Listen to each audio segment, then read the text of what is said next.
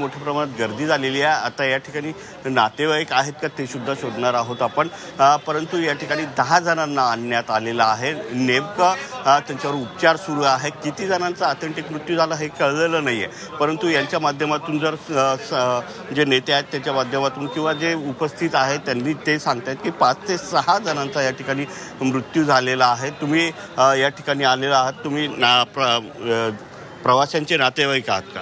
मी या ठिकाणी कळव्याचा शिवसेनेचा शाखा प्रमुख आहे।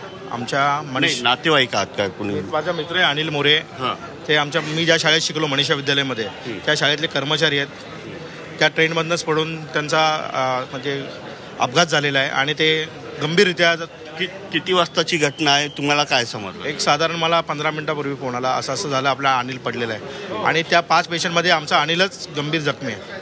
अच्छा, अनिलचे नातेवाईक अजून कोणी आलेले आहेत का? वांगणीवरनं निघाले। अच्छा, अजून कोणी त्याच्यामध्ये जखमी असल्याचं माहिती मिळालं? जास्तीत जास्त त्या 5 पेशंटमध्ये अनिल मोरे नावाचा व्यक्ती सर्वात जास्त गंभीर आहे। बाकी एकाला पायाला झटका लागलेला, एकाला छातीला आणि एका डोक्याला, पण सर्वात गंभीर जखमी हा अनिल मोरेचा आहे।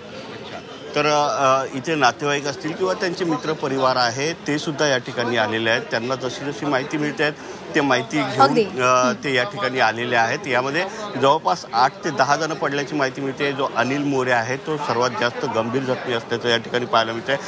जो कळवा रुग्णालयात अगदी त्यामुळे आता तिकडे जखमींचे जे नातेवाईक आहेत ते यायला सुरुवात होणार आहे।